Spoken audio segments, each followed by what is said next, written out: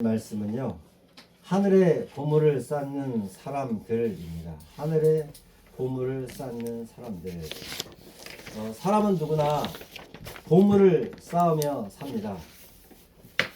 보물은 단순히 돈만을 뜻하지 않습니다. 보물은요, 내 마음이 붙잡고 있는 가치가 무엇인가, 그게 바로 보물입니다. 그리고 내가 걸고 있는 인생의 중심에 있는 그것이 바로 보물입니다. 그리고 시간과 에너지를 가장 많이 들이는 삶의 우선순위를 차지하는 그것이 나의 보물이라고 할 수가 있겠습니다. 그래서 어떤 사람은 돈이 보물입니다. 또 어떤 사람은 인정받는 것, 또 명예롭게 되는 것, 이것이 보물이기도 합니다. 그리고 어떤 사람은요, 성공이 보물입니다. 그리고 어떤 사람은 운동이 또 보물이기도 합니다. 심지어 어떤 사람은요, 자기 자신이 보물인 경우도 있습니다. 또 어떤 사람은요, 가족이 보물인 사람도 있습니다. 그러나 예수님은 오늘 본문에서 이렇게 묻습니다. 너희의 보물을 어디에 쌓고 있느냐? 네가 가장 중요하게 생각하고 있는 것을 어디에다 쌓고 있느냐? 라고 질문하고 있습니다. 이 질문은요, 매우 중요합니다. 왜냐하면 인생의 방향은 내가 무엇을 보물로 여기느냐에 따라서 결정되기 때문입니다. 마태복음 6장을 지금 가고 있는데요. 마태복음 6장은 산상설교의 핵심입니다. 산상설교의 핵심인데요. 그래서 이 마태복음 6장은 천국 백성의 모습이 어떠해야 하는지를 설명해 주고 있습니다. 6장을 세 가지의 축으로 해석할 수가 있겠는데요. 세 가지로 요약할 수가 있는데, 첫 번째로는 하나님 앞에서 드려야 할 참된 의, 1절부터 18절이고요. 그리고 두 번째로는요, 19절부터 21절까지 하나님 나라의 가치관입니다. 하나님 나라의 가치관. 그리고 마지막으로는 22절부터 34절까지는 하나님 나라의 백성이 삶 속에서 나타나는 근심 걱정에 대한 태도를 어떻게 가져야 되느냐, 라는 것으로 이렇게 세 가지 축으로 설명할 수가 있겠습니다. 그래서 첫 번째 축인 하나님 앞에서 드려야 할 참된 의가 세 가지인데요. 구제, 기도, 금식입니다. 구제, 기도, 금식. 이 구제, 기도, 금식을 하나님께서 받으신다라는 것이죠. 이 구제라는 것은요, 하나님의 국률을 닮은 삶이에요. 하나님은 국률이 계셔서 우리를 구원하셨잖아요. 그래서 하나님의 국률을 닮은 삶, 이게 구제라고 할 수가 있는데요. 그래서 구제할 때 눈에 보이게 하지 말라라는 것입니다. 오른손이 하는 것을 왼손이 모르게 하라.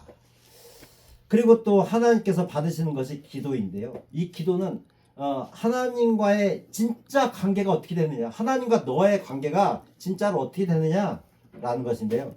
그래서 기도할 때는 은밀한 중에 하라. 은밀한 중에. 그리고 기도할 때에 내 중심이 아닌 하나님 중심의 기도를 해라 라고 하면서 기도의 모범을 보여주셨죠. 바로 주기도문입니다. 우리가 주기도문을 지금까지 살펴보았는데요. 내 중심이 아닌 하나님의 중심의 기도를 해야 된다. 그 기도를 하나님께서 받으신다라는 것이죠. 그리고 금식인데요. 이 금식은요, 하나님 앞에서의 온전한 헌신이에요. 그러니까 하나님 앞에서 온전한 헌신인데, 그냥 나를 하나님께 드리는 거예요. 곡기를 끊는다는 것은 나를 하나님께 드립니다. 하나님 받아주세요. 그런 뜻이거든요. 그래서 하나님 앞에 드려야 할 참된 의, 1절부터 18절 이렇게 나와 있습니다. 하나님께서 이걸 기뻐 받으신다라는 것이죠. 그리고 오늘 본문이 바로 두 번째, 하나님 나라의 가치관이고요. 그리고 세 번째로는 하나님 나라 백성들이 삶 속에 나타나는 근심 걱정이 있을 때 어떠한 태도를 가져야 되느냐, 바로 하나님께 맡겨야 된다라는 것을 말씀하고 있습니다. 그래서 오늘은 두 번째, 하나님 나라의 가치관에 대한 것입니다. 하나님 나라의 가치관은 어떤 것이냐면, 바로 19절 말씀에 나와 있는 땅에 보물을 쌓지 말라. 보물을 땅에 쌓아두지 말라라는 것이죠. 여기서 사타라는 것이죠. 사타. 이 헬라어로 어떻게 하냐면 디절라이저티, 디절라이저티. 우리 전라도 사투리에 너 까불면 디저 있어요. 디저. 그래서 여기서 디절라이저티, 사타라는 것은요 어떤 의미냐면 계속해서 모으는 행동이에요. 그러니까 이것을 약간 아재 개그로 한다면 너 계속해서 땅의 것을 계속해서 모으면 너 뒤져, 이런 뜻입니다. 그래서 이거 사타라는 것은요 의도적으로 축적하는 거예요. 의도적으로 내가 계획을 가지고서 축적하는 태도. 그래서 인생의 목표를 저축과 보유에 두는 삶이죠. 저축과 보유에 두는 삶인데요. 예수님은 단순히 이 재물 자체를 금하신 것이 아닙니다. 재물 자체를 금하신 것이 아니라 보물의 중심을 땅에 두는 태도를 금지한다. 보물의 중심을 땅에 두지 말라라는 것입니다. 만약에 이 돈 자체를 금하신 것이라고 하면 아브라함은 가난해야 돼요. 근데 아브라함은 어땠습니까? 아브라함은요 거부가 됐어요. 집에서 길리운 자가 317명이에요. 훈련시킨 사병이 목동이 317명이에요. 그러니까 거부돼요. 거부. 하나님께서는 이 거부가 된 아브라함을 통해서 믿음의 조상으로 삼아 주셨죠. 그러니까 돈 자체를 금한 게 아니라는 것이죠. 여기에 반해서 야곱이라는 인물이 있습니다. 야곱이라는 인물이 있는데요. 야곱은요 끊임없이 땅의 것을 보물로 여기고 땅에다가 보물을 쌓아 두려고 했던 그러한 사람입니다. 그래서 장자의 축복을 찾아내려고 했던 이유도 그 재산의 2배를 받기 위함이었습니다. 그러다가 이제 집에서 쫓겨나게 됐죠. 그리고 삼촌 라반의 집에서도 끊임없이 부를 축적하기 위해서 땅에 쌓기 위해서 애를 썼습니다. 그렇지만 결국은 삼촌하고의 반목이 생겨서 이제 삼촌 집을 도망쳐 나오게 되죠. 도망쳐 나와서 결국은 야복강가에서 천사와 씨름하다가 느낀 것이 있습니다. 천사와 씨름하다 땅의 것은 허망하구나. 땅의 것을 아무리 쌓으려고 해도 내가 쌓아놓는다고 해도 그것을 지키는 것은 너무 어려운 것이구나 라는 것을 깨달았지만 그래도 그것을 실천하지 못하다가 이제 세겜 사건을 통해서 막내딸 디나가 그 이제 강간을 당하고 그리고 이제 두 아들이 그 세겜성에 있는 남자들을 다 죽이는 일을 경험하고 나서 그때서야 온전하게 깨닫고 자기가 가지고 온 우상들을 땅에 묻고 어디로 올라갑니까? 베델로 올라갑니다. 베델로. 땅에다가 보물을 쌓는 것은 지킬 수가 없는 것이구나. 그러면 보물을 하늘에다 쌓아야 되겠구나 하고서 베델로 올라가는 모습을 볼 수가 있습니다. 그렇게 베델로 올라간 그 모습을 통해서 바로 12지파가 탄생하게 되는 것이죠. 땅에 쌓으면 잃어버릴 수밖에 없지만 하늘에 쌓으면 이렇게 12지파의 축복을 우리에게 허락해 주시는 것입니다. 자, 보물을 땅에 쌓아두지 말라. 왜 그렇습니까? 거기는 좀과 동록이 해하며 도둑이 구멍을 뚫고 도둑질하기 때문입니다. 자, 그 당시에는요 재산을 주로 옷, 귀금속, 곡식 이런 것을 형태로 해서 보관을 했습니다. 그런데 옷은 좀이 먹어요. 요즘 옷은 좀이 안 먹죠. 나일론 소재고 이러다 보니까. 그런데 그때는 양모, 아마포, 자연섬유 또는 가죽 등을 사용했기 때문에 이 옷 좀벌레가 이렇게 공격을 해서 부패시키고 곰팡이가 쓸게 하고 또 이렇게 만들어 버리게 되는 것이죠. 그리고 또 곡식은 어떻습니까? 곡식은 부패해요. 우리는 냉장고가 있고 그래서 오랫동안 보관할 수가 있지만 그 당시에는 그런 것들이 없기 때문에 곡식은 곧 부패해버리고 맙니다. 그리고 기존품은 어떻습니까? 녹습니다. 녹슬어. 그리고 또 기금속을 안전하게 보관했다고는 하지만 그 당시에는 집을 뭘로 지었을까요? 흙으로 지었어요. 흙으로 지었다 보니까 도둑이 구멍을 뚫고 그 벽을 구멍을 뚫고서 이제 그 기금속을 훔쳐가게 되는 것이죠. 그래서 예수님의 말씀 속에 보물을 땅에 쌓아두지 말라. 거기는 종과 동록이 하며 도둑이 구멍을 뚫고 도둑질하느니라 라고 말씀하신 것은 땅의 보물은 어떻다고요? 불완전하다라는 것입니다. 언제든 사라진다. 땅의 보물은 불안정하고 언제든 사라진다라는 것입니다. 자, 이것을 우리의 이제 현실로 가져와서 적용을 해보면요. 오늘날 땅의 보물은요, 더 다양해졌습니다. 그래서 통장의 잔고가 우리의 보물일 수 있습니다. 통장의 잔고가 보물인데, 그런데 그 보물이 어떻게 허망하게 무너지는지 아십니까? 바로 고환율입니다. 달러 가치가 올라가면서 환율이 엄청나게 폭증하면서 우리의 돈이 휴지 조각이 돼가고 있는 것을 우리가 지금 경험하고 있습니다.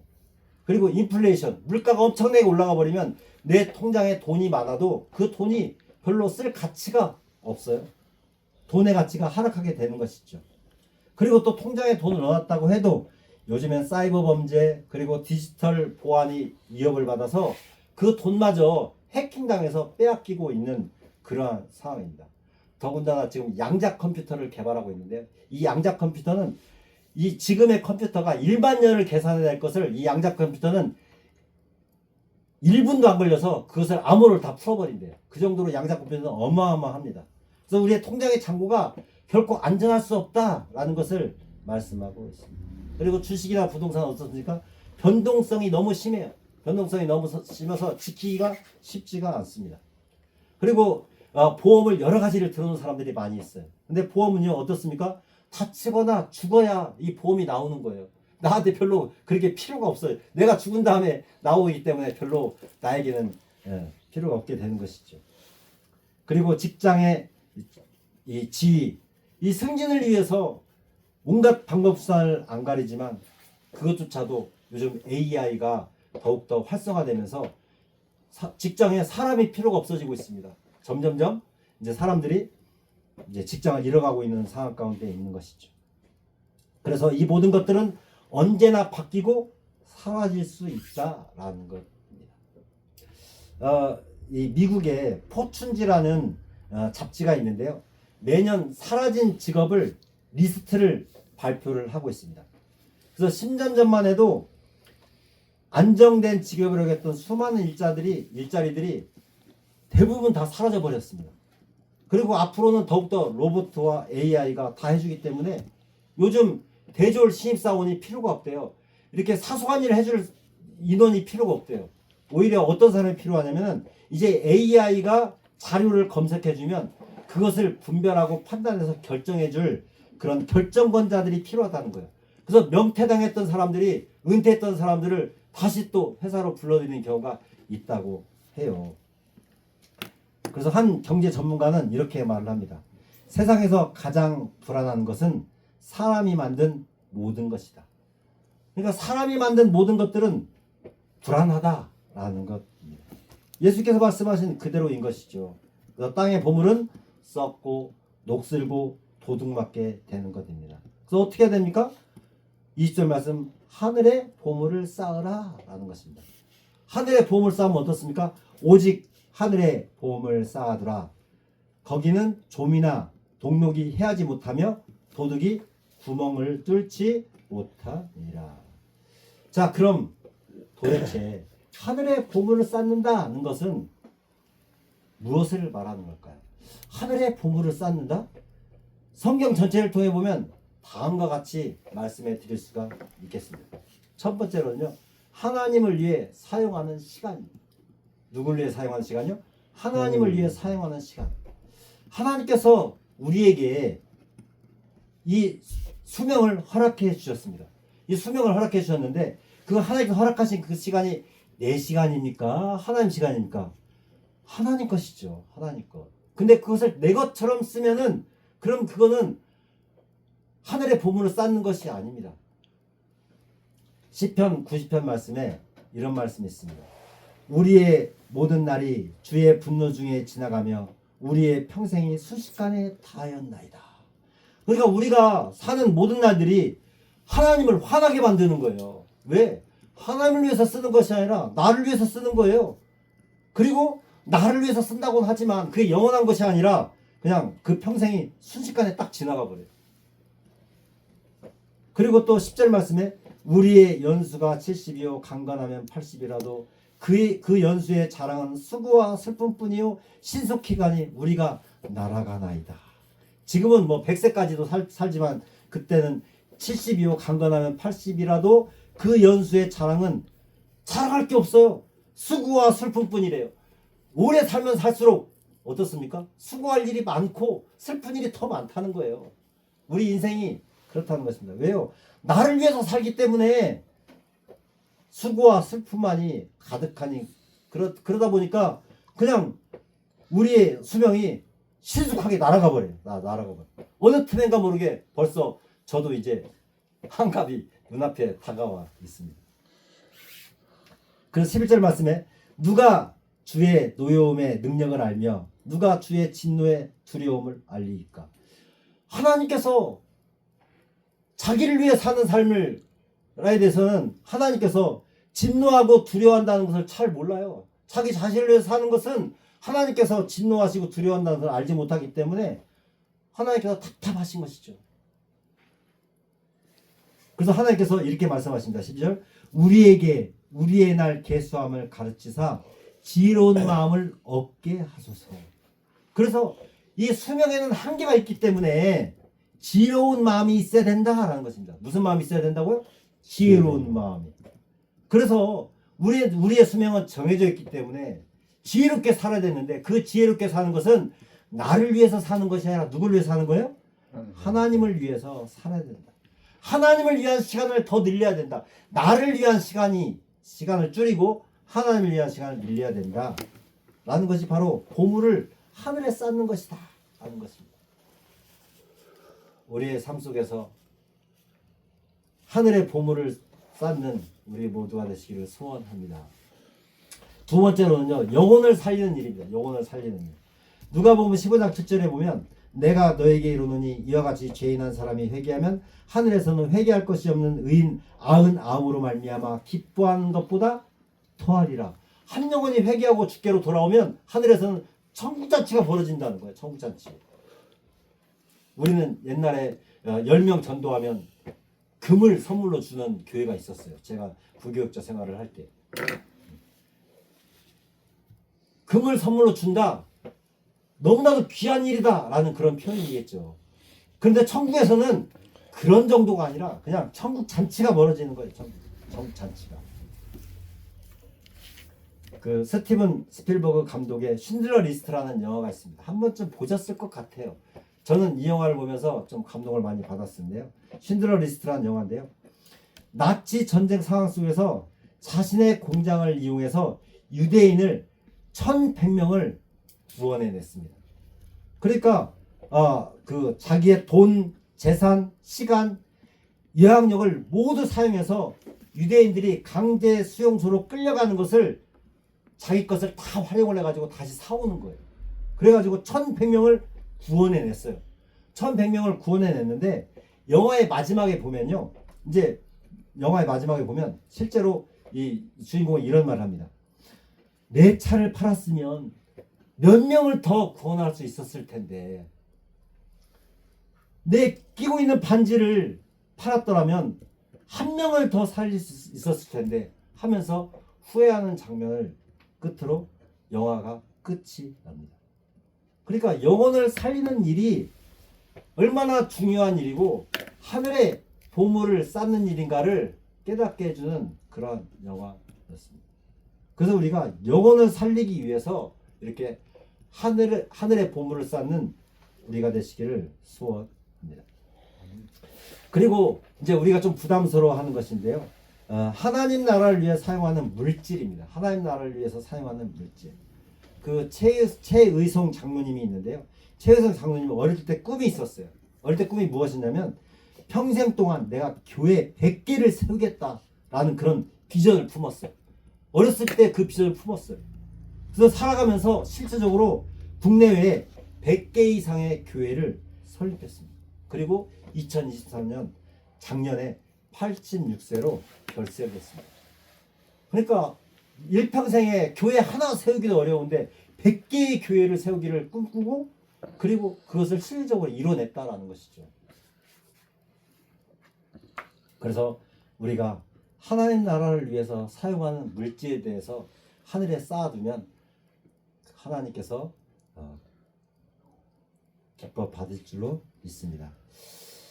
그리고 네 번째로는요, 말씀과 기도로 쌓아가는 내적 성품입니다. 이거 성화라고 말하거든요. 말씀과 기도로 쌓아가는 내적 성품. 이 내적 성품은요, 말씀과 기도로 쌓아가야 되는데, 이것은 창세기부터 요한계시록까지 하나님의 뜻이 무엇이며, 그리고 하나님 나라는 어떤 것인지에 대한 분명한 인식이 있어야 돼요. 그래서 제가 누차 말씀드리는 성경 관통의 그런 흐름을 가지고 있어야, 그래야 이 내적 성품이 성화되어져 가는데 큰 도움을 받게 되는 것입니다. 그래서 말씀과 기도를 통해서 우리가 성화되어져 가므로 내적 성품을 쌓음으로 말미암아 하늘의 보물을 쌓는 우리가 되시기를 소원합니다. 그리고 또 하늘의 보물을 쌓는 것은요, 바로 사랑과 섬김이 있죠. 예수님께서 이 땅에 오신 목적이 우리를 사랑하셔서 십자가에서 죽으셨죠. 그리고 우리를 섬기러 오셨다고 말씀하셨습니다. 그래서 우리의 사랑과 섬김이 바로 보물을 하늘에 쌓는 것이고요. 그리고 또 하나님 앞에 겸손과 순종의 삶을 살아가는 것, 이것이야말로 하늘의 보물을 쌓는 것이다 할 수가 있겠습니다. 겸손은요, 저에게도 많이 필요한 것인데, 이 목회자의 성품 중에 가장 중요한 것 세 가지를 아우구스티누스에게 무엇이냐고 물어봤어요. 아우구스티누스가 목회자 성품 중에 가장 중요한 것 세 가지는 첫째도 겸손이요, 둘째도 겸손이요, 셋째도 겸손이다 라는 것이죠. 우리의 하나님 앞에 겸손한 모습을 통하여서 하늘의 보물을 쌓는 우리가 되시기를 소원합니다. 그리고 또 겸손, 순종인데, 이 순종은요, 착하다라는 것을 말하는 것이 아니라 내 뜻이 있지만 내 뜻과 하나님의 뜻이 충돌될 때에 내 뜻을 접고 그리고 하나님의 뜻에 순종하는 것, 이것이 바로 순종이죠. 이걸 온유함으로도 해석할 수가 있겠는데요. 그래서 지상에서 온유함이 가장 선한 사람이 누굽니까? 바로 모세죠. 모세는 자기의 뜻도 있었지만 하나님의 뜻하고 충돌될 때에 그때 내 뜻을 접고 하나님의 뜻에 순종했던 모세를 통해서 하나님께서 이스라엘을 출애굽시켰고, 그리고 이스라엘이라는 나라를 만들게 하신 것이죠. 자, 그래서 하늘의 보물을 쌓는다라는 것은요, 영원히 남는 것을 말하는 거예요. 영원히 남는 것. 그냥 사라지는 것을 말하는 것이 아니라 영원히 남는 것이고, 그리고 하늘에 가서 보상받을 수 있는 것. 그것을 하늘의 보물을 쌓는다라고 말씀드릴 수가 있겠습니다. 하늘에 쌓아둔 것은요, 불에 태웠을 때 타지 않습니다. 이게 무슨 말인가 하고 의아해 하시겠죠. 고린도전서 3장 12절 15절에 보면요, 이런 말씀이 있습니다. 만일 누구든지 금이나 은이나 보석이나 나무나 풀이나 집으로 이 터 위에 세우면 각 사람의 공력이 나타날 터인데 그날이 공력을 밝히리니 이는 불로 나타내고 그 불이 각 사람의 공력이 어떠한 것을 시험할 것임이라. 만일 누구든지 그 위에 세운 공력이 남으면 상을 받고 누구든지 공력이 불타면 해를 받으리니 그 자신은 구원을 받되 불 가운데서 받은 것 같으니라. 그러니까 이것은 무엇이냐면 하나님께서 우리가 행한 일들에 대해서 불로 뭐 해본다고요? 태워본대요. 태워봐가지고 불로 타는 것들은 상을 받을 수가 없어요. 근데 불에 안 타는 것들에 대해서는 하나님께서 뭘 주신다는 것입니까? 상을 주신다라는 거예요. 그럼 어떤 것들이 불에 탈까요? 인간적인 동기, 자기 영광, 욕심 등으로 한 일들은 불에 타 없어집니다. 물론 예수를 믿지 않는 상태에서 했던 어떠한 선행도 다 불에 타버리는 거예요. 예수를 믿는 믿음으로 한 것이 공력이 되는 것이고, 믿지 않는 믿음으로 했던 모든 것들은 다 불에 타버릴 뿐만이 아니라 예수를 믿는다고 해도 인간적인 동기나 자기 영광, 욕심 등으로 한 일들은 다 어떻게 된다고요? 불에 타버린다고요. 남의 시선을 의식해서 한 것들은 다 불에 타버린다라는 것입니다. 그렇지만 지금까지 말씀드렸던 것들에 대해서 하늘을 보물에 쌓아두면 불에 태워도 불에 타지 않고 이제 그것들을 통해서 하늘에서 보상, 하늘의 상급을 받을 수 있다라는 것입니다. 그러면 다 불타버렸어요. 제가 하나님 앞에서 했던 모든 것들이 다 불타버렸어. 나를 위해서 썼다는 것이죠. 그럼 구원도 상실될까요? 아니요. 그 구원은 상실되지 않고 구원은 잃지 않지만 상급과 공력은 없다라는 것을 말씀하고 있습니다. 그 짐 엘리엇이라는 선교사가 있습니다. 아우카 부족에게 복음을 전하다가요 29세에 순교했어요. 그러니까 이 아우카 부족은요 들어가면 죽는 거예요. 들어가면 죽어. 예수를 전하려고 들어가면 그냥 바로 순교하는 것이죠. 근데 엘리엇은요 들어가서 복음 전하다가 바로 순교해 버렸습니다. 그러면서 엘리엇이 남긴 말이 있습니다. 영원한 것을 얻기 위해 잃어버릴 수 있는 것을 드리는 사람은 결코 어리석은 자가 아니다. 그러니까 영원한 것을 얻기 위해서 잃어버릴 수 있는 것, 내 수명, 그 짧은 인생 잃어버려도 괜찮다 하고서 하나님 앞에 드려버렸죠. 그래서 그는 세상적 관점에서는 실패했습니다. 그러나 하늘에서는 기쁨의 보상을 받은 사람입니다. 그래서 이런 것들이 바로 하늘의 보물을 쌓는 것이다 라는 겁니다. 이제 21절 말씀, 오늘 말씀의 핵심인데요. 보물이 있는 곳에 마음도 있다 하는 것입니다. 내 보물 있는 그곳에는 내 마음도 있느니라. 예수님은 순서를 이렇게 말하지 않습니다. 내 마음이 있는 곳에 보물이 있다가 아니라 보물이 있는 곳에 뭐가 있다고요? 내 마음. 마음이 있다. 마음이 있는 곳에 보물이 있다고 하면 좋을 텐데 보물이 있는 곳에 우리의 마음이 있다라는 것입니다. 왜 그렇습니까? 사람의 마음은요.